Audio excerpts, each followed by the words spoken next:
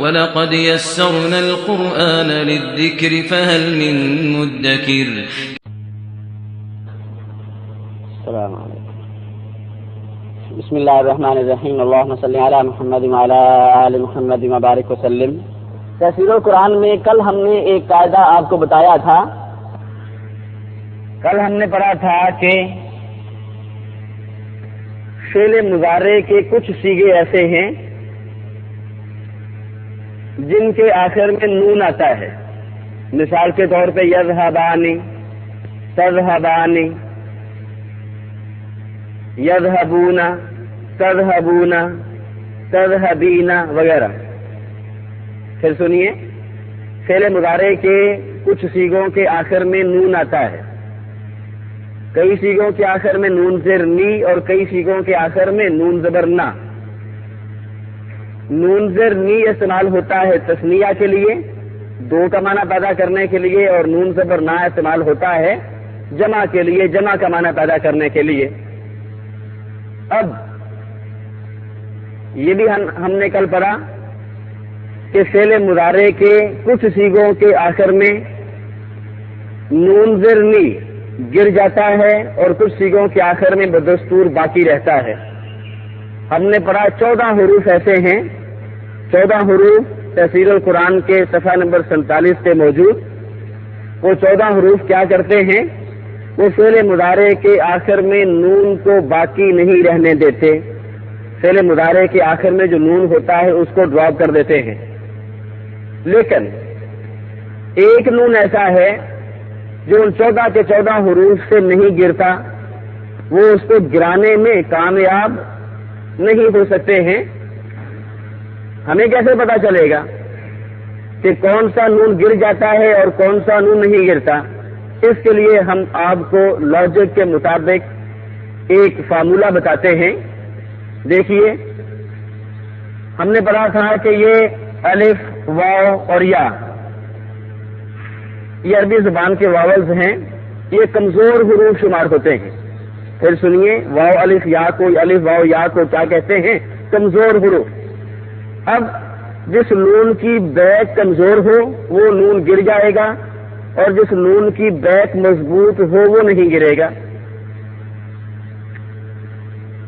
یذہبانی، اس سے پہلے ان آ جائے یا لم آ جائے، یہ حروف نون کو گرا دیتے ہیں. اب یذہبانے کا نون گر جائے گا. کیوں؟ اس کی بیک مضبوط نہیں ہے. الف کمزور حرف ہے. یذہبونا سے پہلے ان آ جائے یا لم آ جائے تو یذہبونا کی بجائے یذہبو رہ جائے گا، نون گر جائے گا، اس لیے کہ اس نون کی بیک مضبوط نہیں ہے. واو کمزور حرف ہے. اسی طرح تذہبینا سے پہلے ان آ جائے یا لم آ جائے تو نون گر جائے گا، اس لیے کہ اس کی بیک بھی مضبوط نہیں ہے، کمزور ہے. لیکن اگر نون کی بیک مضبوط ہو، مثال کے طور پہ یذہبنا، مثال کے طور پہ یجلسنا، مثلا یسمعنا، اسی طرح مثال کے طور پہ تقتلنا، یہ بھی فعل مضارع کے صیغے ہیں. لیکن ان صیغوں سے پہلے اگر ان آ جائے یا لم آ جائے تو یہ نون ڈراپ نہیں ہوگا، نہیں گرے گا. کیوں؟ ان صیغوں میں نون کی بیک مضبوط ہے. واو الف یا کے علاوہ باقی جو حروف ہیں وہ کیا کہلاتے ہیں؟ مضبوط حروف. دیکھیے، نون کی بیک اگر مضبوط ہو، اس کے پیچھے فوج ہو، عدلیہ ہو، IMF ہو، تو اس نون کو آپ نہیں گرا سکتے. 14 کی 14 ایجنسیاں مل کے اس نون کو نہیں گرا سکتی. لیکن اگر اس نون کی بیک کمزور ہو جائے، فوج بھی ہٹ جائے، عدلیہ بھی ہاتھ اٹھا لے، IMF بھی اس کی مدد سے دستبردار ہو جائے، تو پھر اس نون کو گرانا کوئی مشکل نہیں رہتا ہے. اب یہاں نون کی بیک کمزور ہے، اس لیے یہ 14 کے 14 حروف نون کو گرانے میں کامیاب ہو جائیں گے. لیکن یذهبنا، یجلسنا، یسمعنا، تقتلنا وغیرہ ان سیغوں سے پہلے ان آ جائے یا لم آ جائے یا صفحہ نمبر 47 پہ موجود کوئی بھی حرف آ جائے تو اس نون کو گرانے میں یہ حروف کامیاب نہیں ہو سکیں گے. کیوں؟ یہ نون ویسے تو خود کمزور ہے، نون نسوہ ہے، عورتوں کے لیے استعمال ہونے والا نون، یذهبنا وہ سب جاتی ہیں یا جائیں گی، خود تو یہ کمزور ہے لیکن اس کی بیک بہت مضبوط ہے. اس کی بیک پہ کیا ہے؟ با، یہ مضبوط حرف ہے. یجلسنا، اس کی بیک پہ کیا ہے؟ سین. یسمعنا عین. تقتلنا لام. تو بتائیے کون سے حروف ہیں جو کمزور حروف کہلاتے ہیں؟ واو، الف، یا. نون کی بیک پہ اگر واو الف یا میں سے کوئی حرف ہو تو پھر اس کی بیک کمزور بیک کہلاتی ہے، پھر نون گر جاتا ہے. اور اگر نون سے پہلے واو الف یا کے علاوہ اور کوئی حرف ہو تو پھر نون کی بیک مضبوط بیک کہلاتی ہے، پھر نون حذف نہیں ہوتا، پھر نون نہیں گرتا. بڑا آسان سا فارمولہ ہے یہ پہچاننے کے لیے کہ کون سا نون گر جائے گا اور کون سا نون نہیں گرے گا.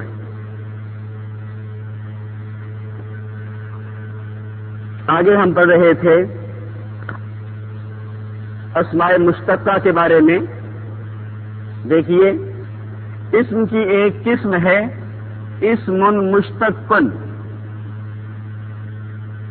کل ہم نے اس کے بارے میں مختصراً پڑھا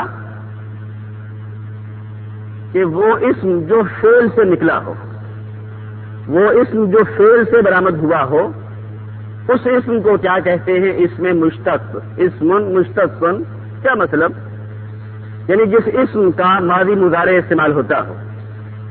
قاتل یقتل قتل کرنا، قاتل فعل ماضی ہے، یقتل فعل مضارع ہے. اس سے ایک اسم برآمد ہوتا ہے کیا؟ قاتل. اس سے ایک اسم برآمد ہوتا ہے مقتول. عبد یعبد عبادت کرنا. تو جس اسم کا ماضی مضارع استعمال ہوتا ہو اس اسم کو کیا کہیں گے؟ اسم مشتق. عبد یعبد عبادت کرنا، عابد عبادت کرنے والا، معبود جس کی عبادت کی جائے.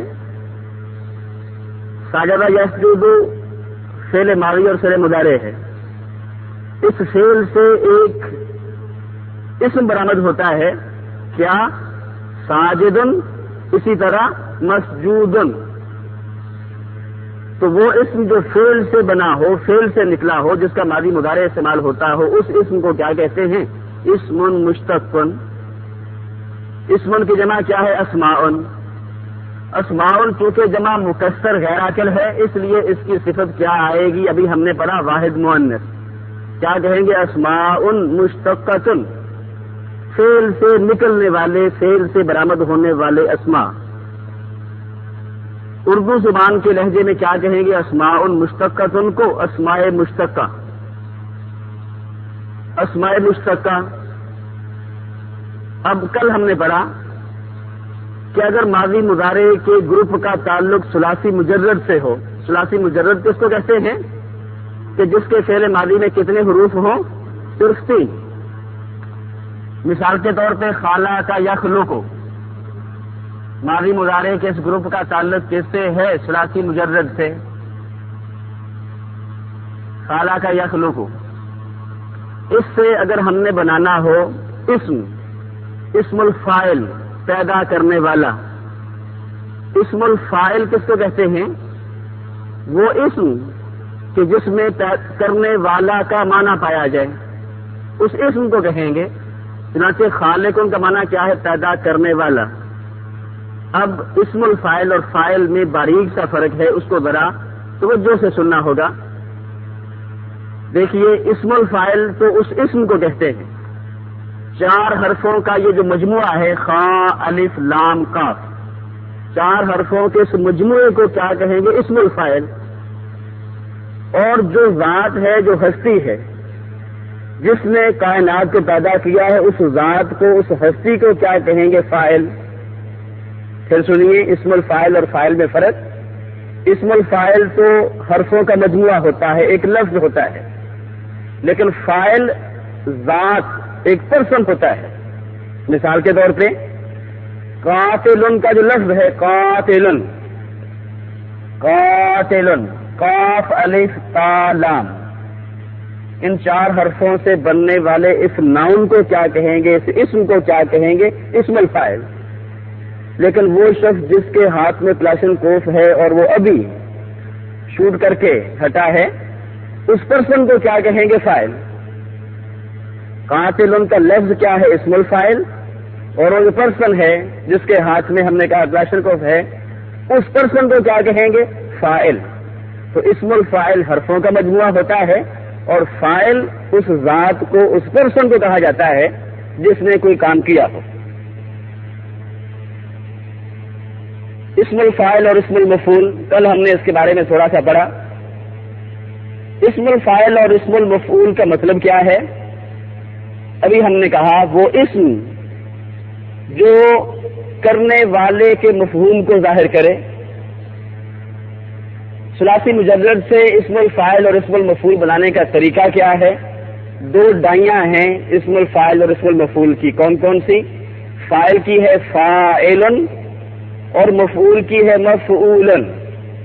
چنانچہ کل ہم نے پڑھا اگر خالق یخلق سے اسم الفاعل بنتا ہے خالقن پیدا کرنے والا اور مخلوقن جس کو پیدا کیا گیا ہو، تو بتائیے سجدہ یسجد سجدہ کرنا، سجدہ کرنے والا یعنی اسم الفاعل اس سے کیا بنے گا؟ ساجدن. اور اسم المفعول اس سے کیا بنے گا؟ مسجودن. اب آگے کچھ اور بناتے جائیے.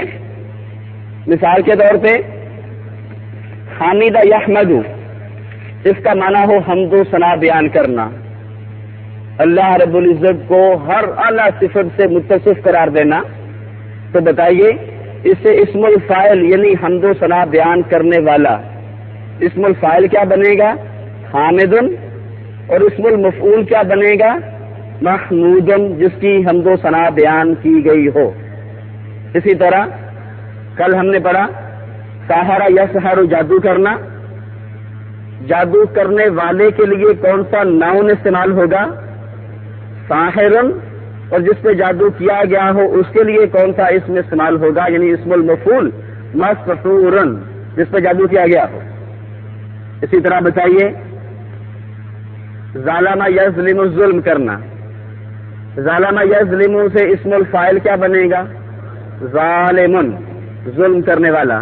اور جس پہ ظلم کیا گیا ہو اس کے لیے کون سا اسم، کون سا ناؤن استعمال ہوگا؟ مظلومن. تو اسم الفاعل کی ڈائی کیا ہے؟ فاعلن. اسم المفعول کی ڈائی، اسم المفعول کا وزن، اس کا ردم کیا ہے؟ مفعولن. ظالمن، مظلومن، ساحرن، مسحورن، سامعن، مسموعن. فتح یفتح کھولنا. بتائیے وہ فوج جو آگے بڑھ کر قلعے کا دروازہ کھولنے میں کامیاب ہو جائے، شہر کا دروازہ کھولنے میں کامیاب ہو جائے، اس دروازہ کھولنے والی فوج کو کیا کہیں گے؟ فاتحن. اور جس علاقے کا دروازہ کھولا گیا ہے، جس قلعے کا، جس شہر کا، اس کو کیا کہیں گے؟ مفتوحن. مفتوحہ علاقے. تو کھولنے والا فاتحن، اور جس کا دروازہ کھولا گیا ہو اسے کیا کہیں گے؟ اس شہر کو، اس علاقے کو مفتوحن. بتائیے شاکرہ یشکر شکر ادا کرنا یا شکریہ ادا کرنا، شکریہ ادا کرنے والے کو کیا کہیں گے؟ شاکرن. اور جس کا شکریہ ادا کیا گیا ہو اس کے لیے کون سا اسم استعمال ہوگا؟ مشکورن. شاکرن، مشکورن. حافظ یحفظ حفاظت کرنا، حفاظت کرنے والے کو کیا کہیں گے؟ حافظن. اور جس کی حفاظت کی گئی ہو اس کو کیا کہیں گے؟ محفوظن. اسی طرح منع یمنع روکنا، روکنے والے کو مانعن. اور جس کو روکا جائے اس کے لیے کون سا اسم استعمال ہوگا؟ ممنوعن. جس کو روکا جائے یا جس سے روکا جائے، ممنوع علاقے، ممنوعن. اب یہ تو ہے اسم الفاعل اور اسم المفعول بنانے کا طریقہ ثلاثی مجرد سے. فاعلن، مفعولن. حفاظت کرنے والا. جی نہیں، حافظن اصل میں چونکہ اللہ رب العزت نے قرآن مجید کی حفاظت کا ذمہ لیا ہے کا طریقہ ثلاثی مجرد سے فاعل مفعول حفاظت کرنے والا. جی نہیں، حافظن اصل میں چونکہ اللہ رب العزت نے قرآن مجید کی حفاظت کا ذمہ لیا ہے اور اللہ رب العزت کے اس دعوے کی تصدیق کرنے والا، اللہ رب العزت کے اس دعوے کی لاج رکھنے والا، جو قرآن پاک کی حفاظت کرے اس کو اپنے سینے میں محفوظ کر کے اس کو بھی کیا کہہ دیتے ہیں؟ حافظ. اب دیکھیے، اور یہ بہت بڑا رتبہ ہے، اللہ رب العزت کے دعوے کی لاج رکھنے والا. کسی نے دعویٰ کیا اور کسی نوجوان نے اٹھ کے اس دعوے کی لاج رکھ لی، اس لیے حافظ کا رتبہ بہت زیادہ ہے اللہ کے ہاں. یہ تو ہم نے کہا اسم الفاعل اور اسم المفعول بنانے کا طریقہ ہے ثلاثی مجرد سے، فاعل مفعول. ثلاثی مزید فی، یہ بھی ایک ماضی مضارع کا گروپ ہوتا ہے. ثلاثی مزید فی ماضی مضارع کے اس گروپ کی علامت کیا ہے؟ جس کا تعلق ثلاثی مزید فی سے ہوتا ہے اس کے فعل ماضی میں 3 سے زائد حروف ہوتے ہیں. مثال کے طور پہ بلغا، اس میں 4 حروف ہیں، با، لام، لام غین. شد والی لام یہ ڈبل لام کہلاتی ہے. بلغا یبلغ. ماضی مضارع کے اس گروپ کا تعلق کس سے ہے؟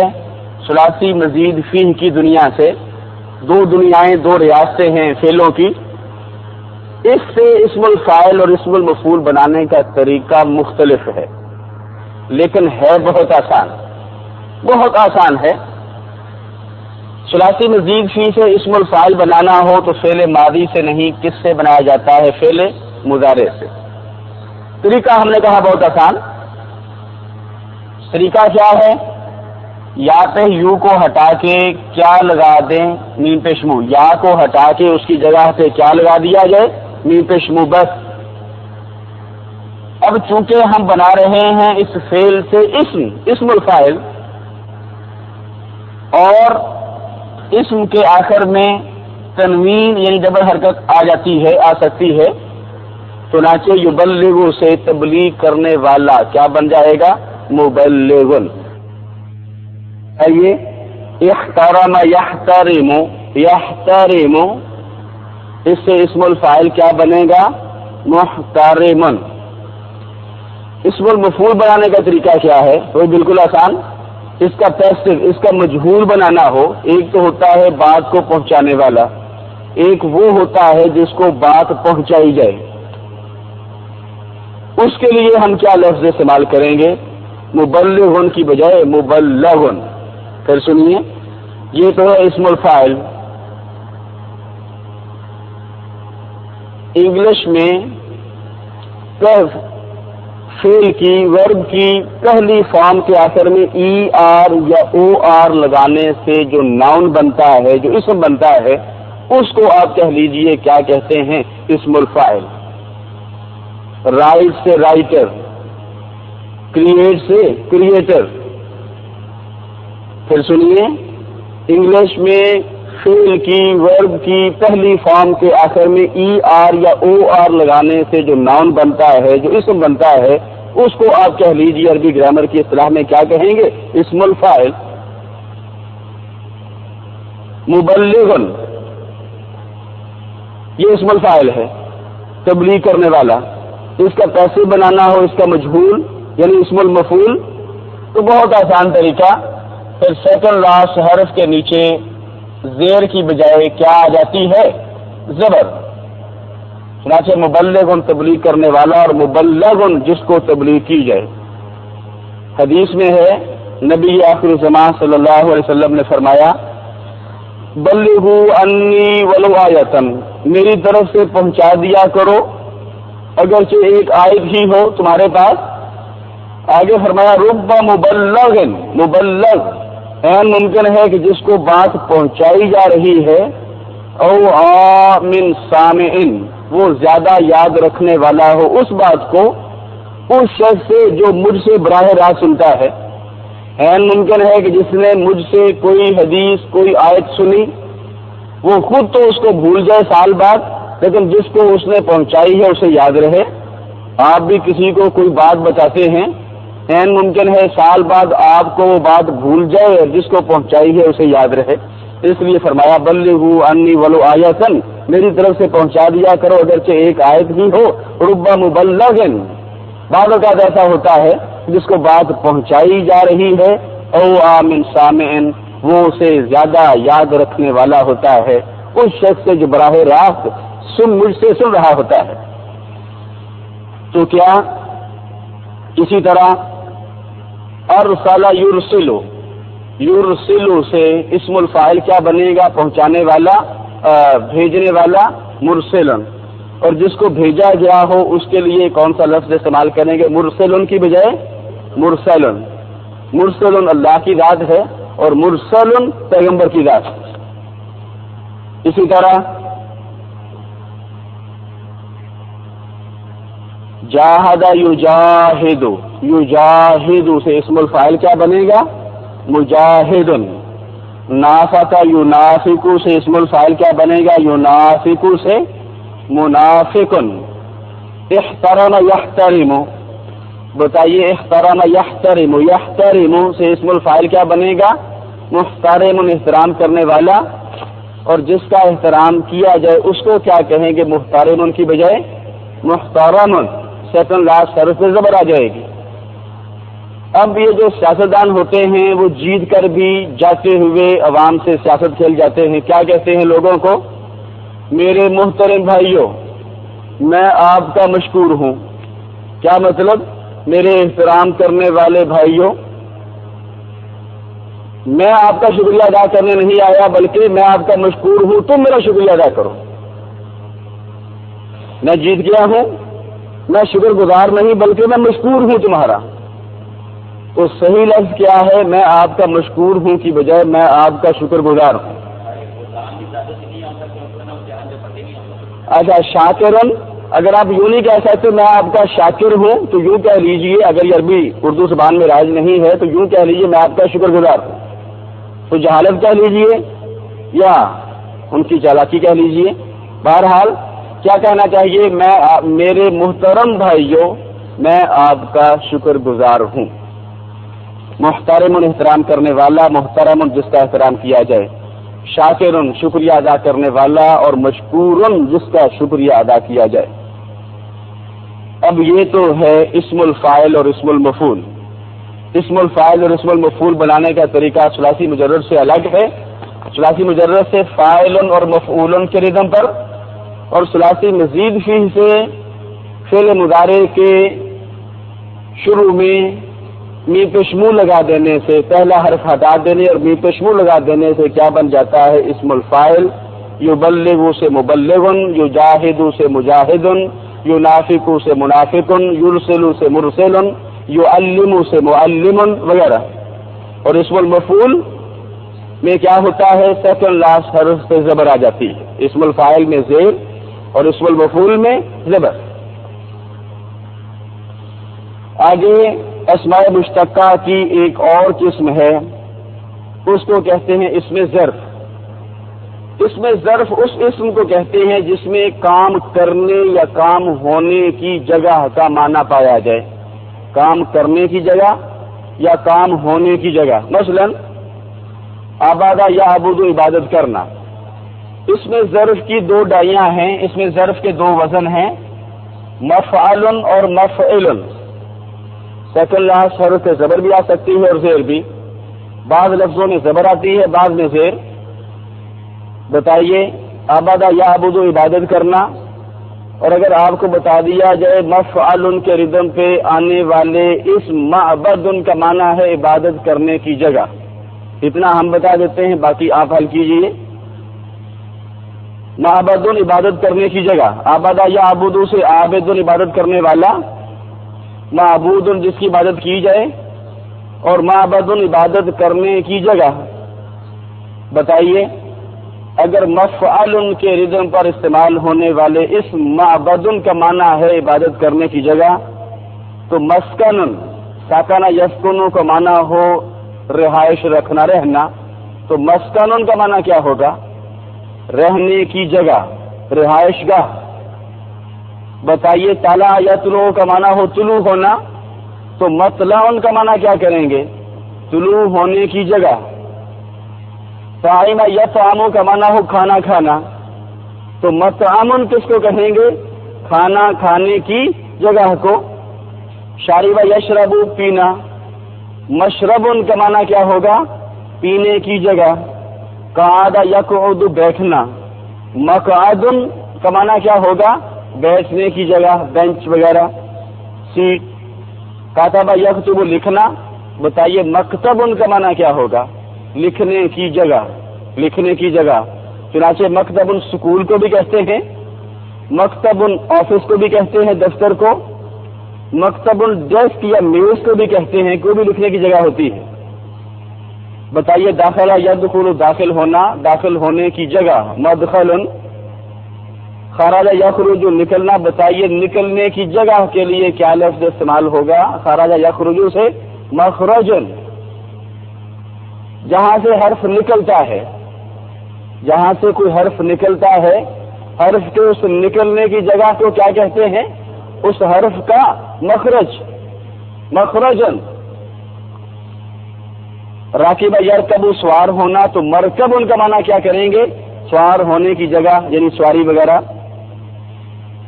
اب آ جائیے مفعل، یعنی اس اسم ظرف کی مثالوں کی طرف جس میں سیکنڈ لاسٹ حرف کے نیچے زیر آتی ہے، زیر آتی ہے۔ مثال کے طور پہ بتائیے جالسا یجلس بیٹھنا، اس سے ایک اسم بنتا ہے مفعل کے ردم پر مجلسن، تو مجلسن کا معنی کیا ہوگا؟ بیٹھنے کی جگہ۔ نزل ینزل اترنا، جہاں قافلہ جا کے اترے، قافلے کی اس اترنے کی جگہ کو کیا کہیں گے؟ اس قافلے کی منزلن۔ نزل ینزل اترنا، منزلن اترنے کی جگہ، منزل۔ شارکا یشرکو کا معنی ہوتا ہے چمکنا، جہاں سے سورج چمکے، سورج کے چمکنے کی جگہ کو کیا کہتے ہیں؟ مشرقن، مفعل کے ردم پہ۔ چنانچہ اشراق کی نماز کا وقت کب ہوتا ہے؟ جب سورج طلوع ہو، اس وقت نہیں، بلکہ سورج طلوع ہونے کے بعد چمکنا شروع ہو جائے، اس کی شعاعیں نکل آئیں، وہ وقت کون سا ہوتا ہے؟ اشراق کا وقت۔ اسی طرح غرب یغرب غروب ہونا، نگاہوں سے اوجل ہونا، سورج کے نگاہوں سے اوجل ہونے کی جگہ کو کیا کہتے ہیں؟ مفعل کے ردم پہ مغربن۔ آخری اسم اعلی، آخری بات، اس اسماء مشتقہ کی ایک قسم ہے اسم اعلی۔ اسم اعلی یعنی کوئی کام کرنے کا ذریعہ، کوئی کام کرنے کا آلہ، جس لفظ میں یہ مفہوم پایا جائے اس کو کیا کہتے ہیں؟ اسم اعلی۔ اس کے لیے جو عام طور پر استعمال ہونے والی ڈائی ہے وہ ہے مفعال، مفعال۔ چنانچہ فتح یفتح کا معنی ہو کھولنا، تو مفعال کے ردم پر استعمال ہونے والے اس مفتاح کا معنی کیا ہوگا؟ کھولنے کا آلہ، کھولنے کا ذریعہ، یعنی چابی۔ فتح یفتح کھولنا، فاتح کھولنے والا، مفتوح جس کو کھولا گیا ہو، اور مفتاح کھولنے کا آلہ یعنی چابی۔ بتائیے صباح یصبح کا معنی ہو تاریکی کو دور کرنا۔ صبح کا وقت کس وقت کو کہتے ہیں؟ جب تاریکی دور ہو جائے، جب تاریکی چھٹ جائے۔ تو بتائیے مصباح، مفعال کے ردم پہ مصباح، مصباح کا معنی کیا ہوگا؟ تاریکی دور کرنے کا آلہ یعنی چراغ، دیا، مصباح۔ وازانہ یازنو، یازنو، وازانہ یازنو، وزن کرنا، تولنا. تو بتائیے میزانن، میزانن، مفعالن کے ردم پہ میزانن کی بجائے کیا پڑھیں گے؟ میز کی بجائے میزانن. تو میزانن کا معنی کیا ہوگا؟ وزن کرنے یعنی تولنے کا آلہ. کس کو کہتے ہیں؟ ترازو کو. مفتاحن، کھولنے کا آلہ یعنی چابی. مصباحن، تاریکی دور کرنے کا آلہ یعنی چراغ. میزانن، تولنے کا آلہ یعنی ترازو. اس میں آلہ کا استعمال بہت کم ہوتا ہے. پھر سن لیجئے اسماء مشتقہ کی 4 قسمیں آج ہم نے پڑھی. اسم الفاعل، اسم المفعول، اسم ظرف، اسم آلہ. اسم الفاعل اور اسم المفعول ثلاثی مجرد سے اسم الفاعل اور اسم المفعول بنانے کا طریقہ کیا ہے کہ اس اسم کو فاعل اور مفعول کے ردم پر استعمال کیا جائے، جیسے خالق مخلوق، عالم معلوم، ساجد مسجود، عابد معبود وغیرہ. اور اسم المفعول بنانے کا طریقہ اسے مفعول کے ثلاثی مزید فی سے اسم الفاعل اور اسم المفعول بنانے کا طریقہ مختلف ہے. ثلاثی مزید فی سے کیا طریقہ ہے کہ فعل مضارع کے پہلے حرف کو ہٹا کے کیا لگا دیجئے؟ میم پیش منہ. اسم الفاعل میں سیکنڈ لاسٹ حرف کے نیچے زیر، اور اسم المفعول میں سیکنڈ لاسٹ حرف کے اوپر زبر. چنانچہ بلغ یبلغ سے مبلغ اسم الفاعل اور مبلغ اسم المفعول. احترم یحترم سے محترم اسم الفاعل اور محترم اسم المفعول. اسی طرح قدم یقدم، مقدم اسم الفاعل آگے کرنے والا، ترجیح دینے والا، اور مقدم اسم المفعول جس چیز کو ترجیح دی جائے، جس کو مقدم رکھا جائے. اسی طرح خاطب یخاطب، مخاطب ہونا، مخاطب گفتگو کرنے والا، اور مخاطب جس سے گفتگو کی جائے. اس وقت میں مخاطب ہوں اور آپ میں سے ہر طالب علم کیا ہے؟ مخاطب، بولنے والا مخاطب، اور جس سے گفتگو کی جا رہی ہو اس کو کیا کہیں گے؟ مخاطب. باقی انشاءاللہ العزیز ہم پڑھیں گے کل. وآخر دعوانا الحمدللہ رب العالمین.